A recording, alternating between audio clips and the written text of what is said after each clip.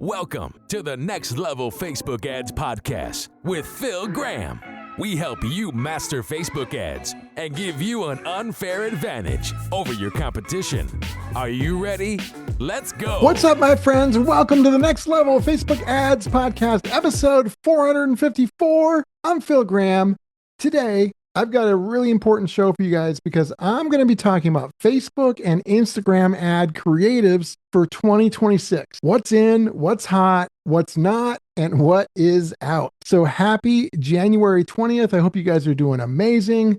Hope you had a great weekend. Super excited for this episode because creatives are such a big deal, especially here in 2026. And it's one of the things that can make such a big difference in your ads, whether you fail or succeed. There's a lot of different factors, but creatives are definitely a big one. So you want to make sure that you are doing the best you can when it comes to putting creatives in front of your audience. So I'm going to try and keep this episode short, sweet, full of value, and very actionable for you guys. But before we jump into it, if you guys are wanting any help with your ads, just go to my website, philgrahamdigital.com, or you can DM me on Instagram at philgrahamdigital. Got one-on-one coaching as well as done for you. philgrahamdigital.com is the website for that. Let's jump right in though, because creatives are so important in 2026. Trends are shifting like crazy, and some things are working and other things are not working so good, and some things are projected to be working better this year, and it's just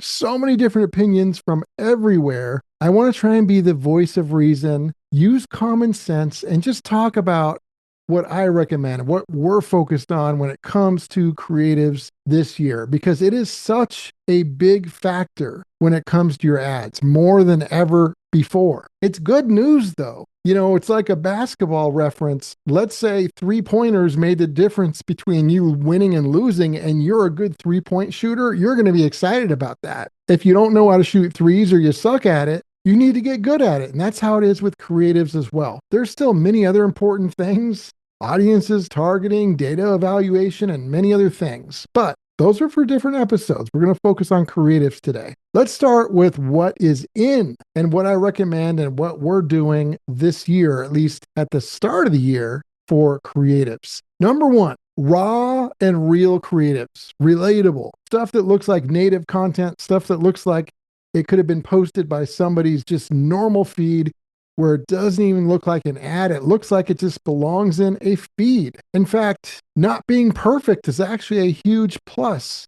Being authentic and real and relatable is a big deal. And I think it's a much better ad than a so-called perfect looking video or ad like people used to do. And some people still try and do those things. So definitely try and do some native ads where it looks like you could have posted it. It almost doesn't even look like an ad. And make it really relatable. And if you mess up, keep going. That might actually be better than not messing up, depending on how you messed up and what you said. And it doesn't have to be perfect. If it's not perfect, it might even be better. So that's number one. Number two, we talked about this in the previous episode, but having hooks that are important to your audience, having them right away at the beginning of your video, if it's a video ad, as well as in your headline and in the first sentence of your ad copy. You've got to be able to stop the scroll. If your hook does not stop the scroll, you're going to probably have issues. Number three, we're going to be testing a lot more shorter ads. Now, I say this with a caveat. I still like long copy ads. There are some people that incorrectly say that long copy doesn't work and it sucks. Yet I can literally show you recent data of long copy beating short copy. And I can also show you the opposite. So sometimes long copy wins, other times short copy wins. So you really want to be testing both. However, I'm finding shorter copy seems to be winning a little bit more often. So we're going to be focusing more on shorter copy. Doesn't mean we're not going to do long copy. So don't misread that. But we are going to do more short copy. So if you're creating some ads now, test some short copy. If you've got long copy, shorten it up and test that. I think it's really important because people's attention spans, are not very good. So you want to make sure that you got some short copy for them. And we're going to do more of that here in 2026. The next thing we're going to try and do more of is what I would call like demonstration ads. So like showing somebody something versus just telling somebody. So whether you have a product or a service, you could tell somebody about it, but it's really powerful if you actually show them. Even if you have a course, you can talk about the course, but you can show inside the members area. If you're an e-commerce brand, you can show your products instead of just telling them about it. If you have moms, like I've had clients that had local moms who help package or make the products, and we put that on our ads, and that's amazing. Well, in 2026, it's going to be about, hey, can we take a video of that? And not just say it, but also show it in action. I think that's really important. I think this will work across many different industries, local businesses, digital businesses, courses, services, and products. And then the last two that are definitely that we're focusing on a lot are founder-driven ads where the owner, the founder, or a key person in the business is on camera doing a video. And I think it's really important because no matter what kind of business you are, if people can see and hear from somebody that's important in that business, especially like a founder, a lot of times that can really breed trust and credibility really quickly compared to if you don't do something like that. Now, I know it's not always easy and it's not always fun. Some people would rather go to the dentist than create a video, and that's understandable. But you don't have to do it every day. I'm just asking you to do it every once in a while, every month or every quarter. Try it once and see how it goes. Sometimes those are amazing videos. A lot of times they are one of our best performers. So definitely try that out. And then last, but of course not least, UGC, user-generated content, typically does really well. I think that's really important, but those are also very powerful, those UGC ads. So I recommend that too. And then briefly, let's talk about what I think is out, where we're either not going to do it at all or at the very least, hardly at all. Overproduced ads that are like studio ads or professional takes, all that stuff. I don't recommend it. It looks too polished. It looks too much like an ad.